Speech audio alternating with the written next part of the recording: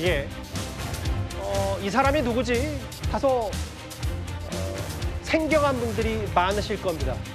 어제 이재명 정부가 이진숙, 강선우 두 후보자의 낙마 이후 3주 만에 새로운 장관 후보자들을 내정했습니다. 특히 교육부 장관 후보자, 바로 이 사람. 해직교사 출신의 첫 전교조 출신 교육부 장관 후보자인데요. 그런데 벌써부터 과거 SNS가 논란거리입니다.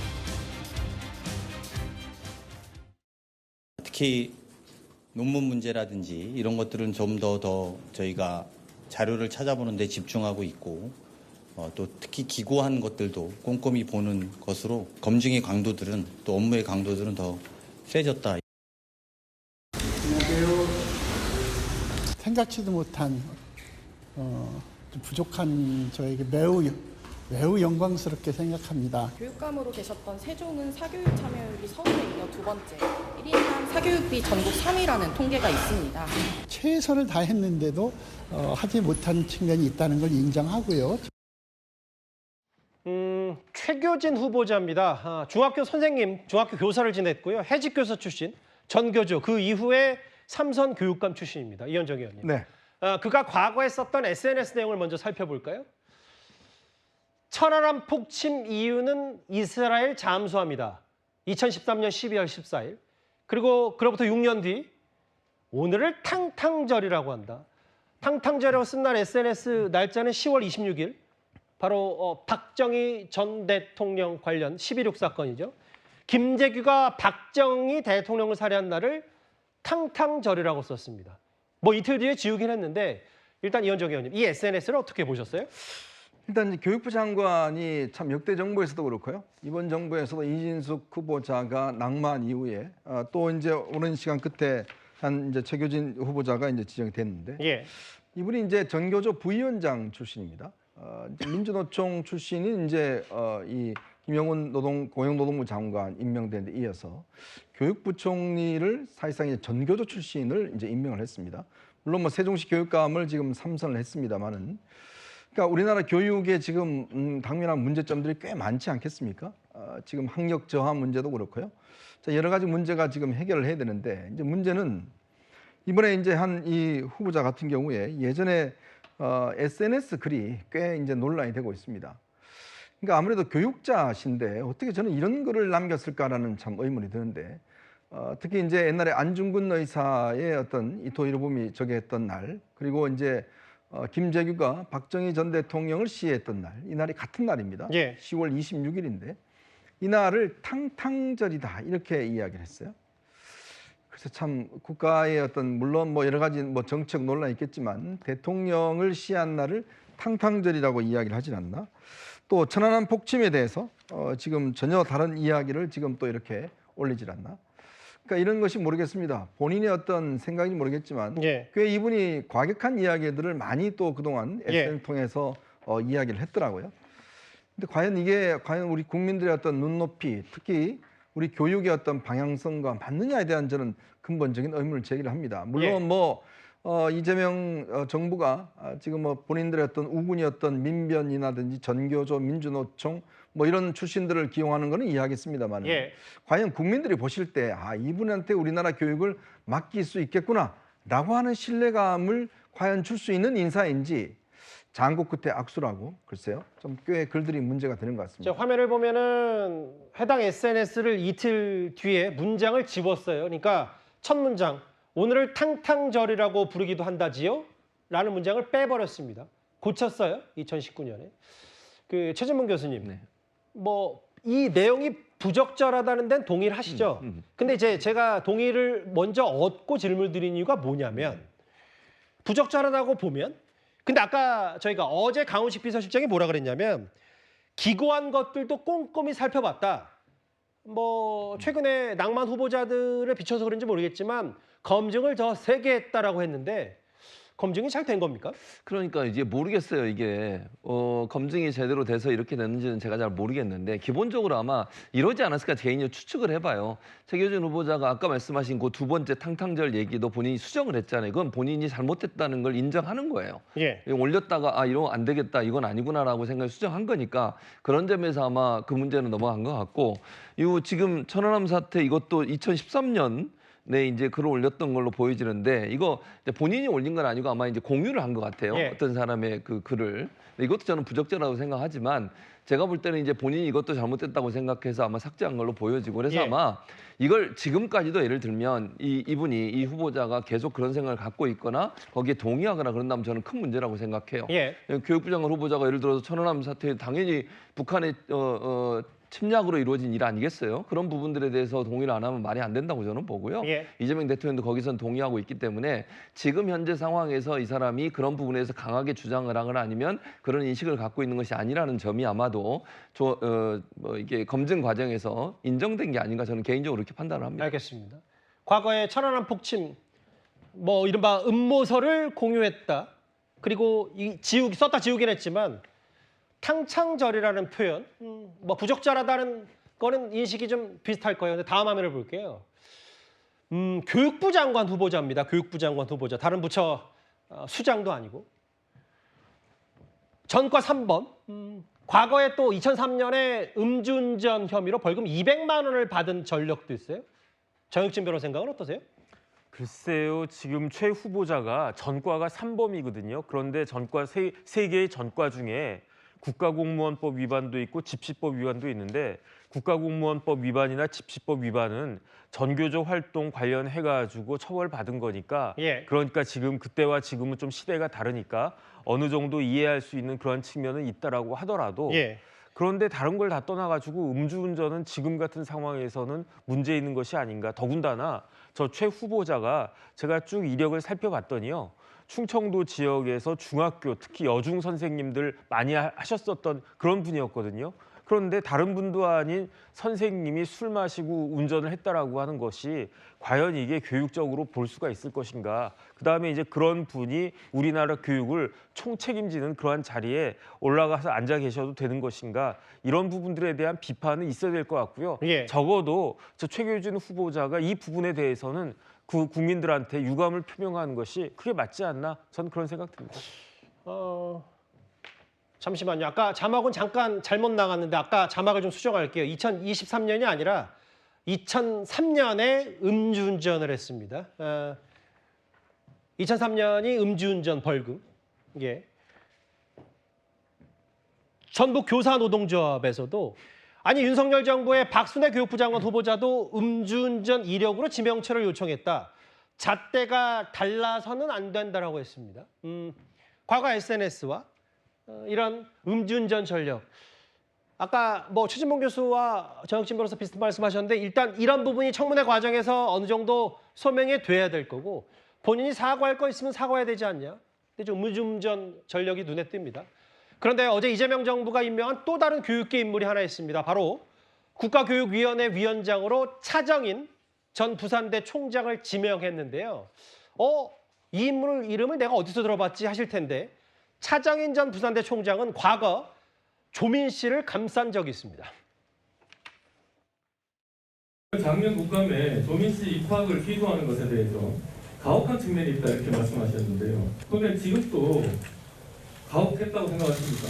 보통의 경우와는 달리 입학 이후에 졸업하고 자기까지 지켜간 상황이기 때문에 이까지 와서 기소하는 것은 가혹한 측면이 있는 것은 사실입니다. 조민에게 가혹한 게 아니라 조민 때문에 탈락한 그 다른 지원자한테 가혹한 거 아닙니까? 제가 학내 절차를 매우 충실하게 운영해 왔고요. 우리 학내 구성원들은 총장이 운영하는 절차를 매우 지지를 해왔습니다. 차정인 전 부산대 총장 하면은 과거 화면에 보셨던 것처럼 조민 씨, 조국 전 장관의 딸 조민 씨를 총장이 학생 지키지 못한 미안함 아니냐. 그때나 지금이나 마찬가지라라고 얘기를 했었는데 그 장윤 변호사님. 네. 사실 최근에 조국 전 대표 사면권을 두고 정치 사면 아니냐. 자기 편 제 식구 감싸기 아니냐 여러 비판이 있었는데 국가교육위원장에 내정됐다. 이거에 대해서 야당이 전사적으로 비판하고 있어요. 네, 그러니까 이제 안철수 후보 같은 경우에도 뭐 사채라도 끌어다 썼느냐라고 이제 비판의 이 수위가 상당히 높아지고 있는데 다만 그런 부분이 있는 것 같습니다. 조국 전 장관이 법무부 장관으로 임명되지 않았으면 본인 표현에 의할 때 도륙 그리고 멸문지화와 동일한 그런 수준의 이 수사를 받았을 것인가와 관련해서 검찰의 수사에 어떤 정치적인 의문이 제기되는 측면이 있고 본인이 일단 총장일 때는 어떤 공식적인 입장을 좀 표명하는 것을 자제했지만 이게 뭐 그 이후에 뭐 국회나 다른 그런 부분에 있어서 학생을 왜냐하면 조민 씨 같은 경우에는 뭐 의사 자격이 박탈된 건 뿐만 아니라 예. 의전원 입학 그리고 더 소급해서 대학교 입학까지 지금 이제 고등학교 졸업 학력만을 취득한 것으로 이제 공식적으로는 매짐이 된 부분이 있어서 어떤 예. 인간적인 안타까움 등을 드러내는 그 과정에서 학생을 지켜주지 못해서 좀 안타깝다라는 입장을 드러냈던 게 아닌가 싶습니다. 조혁준 변호사님, 이게 이런 부분이 있더라고요. 야당에서 비판적인 시각을 갖고 있는 게 뭐냐면 안철수 의원, 안철수 후보 얘기는 아니 조국 전 대표에게 사채로 썼냐. 부부를 동반 사면하고 자녀 대변자에게 장관급 자리 주고 국정으로 브로맨스 찍냐라고 비판했는데 첫 번째 인사 때, 초기 인사 때 뭐 권오울 국가법무 장관이라든지 뭔가 진보 진영, 여권 진영에서 뭔가 마뜩치 않은 인물들을 대고 기용한 거에 대한 뭔가 이재명 대통령 생각이 많아서인지 이번에 뭔가 진보 진영의 사람들을 대거 기용했다. 그렇게 균형을 맞춘 거 아니냐는 비판도 야당에서 하더라고요. 그래도 조국 전 장관에 대해서 선물을 너무 많이 주는 것 같아요. 일단은 사면복권 다 해줬죠. 이제 그 오늘 밤 00시에 아마 조국 전 장관 풀려날 겁니다. 그렇겠죠. 거기에다가 그때 조민 씨가 부산대 의전원 학생이었었잖아요. 그런데 그때 총장이 누구였느냐? 차정인 지금 교수였는데 그런데 차정인 교수에게 장관급 자리를 갖다 준다라고 하니까 안철수 의원의 의사 출신 안철수 의원의 비판이 그렇게 과한 것인가 일단은 그런 생각이 드는데 예. 사실은 이재명 대통령 인사에 하나의 특징이 있습니다. 그게 뭐냐면은 이재명 대통령과 사법연수원 같이 다녔던 동기들을 이번 정권에서 굉장히 많이 중용하고 있어요. 대표적으로 정성호 법무부 장관 낙마했지만 오광수 민정수석, 그다음에 심지어 금감 원장까지도 연수원 동기인데 그중에 한 명이 누구냐면 차정인 전 총장이거든요. 차정인 전 총장이 사법연수원 수료하고 검사 잠깐 하다가 나와서 예. 변호사 하다가 그리고 난 다음에 부산대 교수를 쭉 해서 총장까지 했었는데 총장 재직 시절에 저 조민 사태가 조국 사태가 있었던 거고요. 그런데 다른 걸 다 떠나가지고 서류를 위조해서 의전원에 입학한 사람을 비호하는 것이 다른 그 직업도 아닌 검사 출신의 총장이 과연 맞는 것인가? 그다음에 이런 분이 우리나라 국가교육위원장 맡는 게 이게 적당한 것인가? 이런 것들에 대한 의문은 많은 국민들이 가질 수밖에 없지 않나 그런 생각 듭니다. 그 대통령실 얘기 중에 이런 게 있어요. 그러니까 능력과 자질 위주로 검증을 거쳐 선발된 인사들이다. 뭐 진보 인사들 대거 요직에 포진시킨 거 아니다라고 설명을 했습니다. 전교 출신의 최규준 후보자 그리고 앞서 저희가 설명을 따로 드리진 않았지만 원민경 여가부 후보자도 민변 출신이다 뭐 이런 얘기가 있는데 이현정 의원님 네. 특히 앞서 봤던 뭐 차정인 교수라든지 최규준 교육부 장관 후보자 말고도 이 사람 얘기도 좀 많습니다. 금융감독원장의 이찬진 후보자. 근데 뭐 대통령 사법연수원 18기 동기인 건 뭐 알려진 얘기인데 특히 이제 대북송금 변호인으로 알려지면서 이 인물이 왜 금감원장이 되지? 뭐 이런 의문을 제기하는 한쪽의 시각도 있더라고요.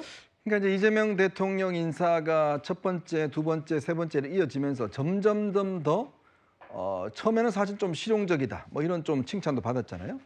그러다가 점점점 인사가 진행되어 오면서 이거 정말 본인과 관련된 사람에 대한 이제 보훈 인사인가? 뭐 이런 지금 의심들을 많이 하고 있는데 이번에 대표적인 인사가 바로 이 이찬진 금융감독원장입니다. 자, 이분은 일단 연수원 18기 동기입니다. 동기인데 지금 아까도 정 변호사 이야기했지만 18기가 요즘 뭐 살판 났습니다. 다 기용되고 하는데 거기에다가요. 이분은 대북 송금 사건하고 공직선거법 사건의 변호인을 맡은 분입니다. 예. 그리고 또 이분은요. 이재명 대통령에게 자기 집을 담보로 해서 5억 원을 빌려줬던 그런 경험도 있습니다. 예. 자, 근데 이분이 금융감독원이라고 하는 것은 금융권의 일단 검찰이거든요. 예. 근데 이 금융감독원 그런 관련된 전문성이 전혀 없다라고 지금 평가받는 분입니다.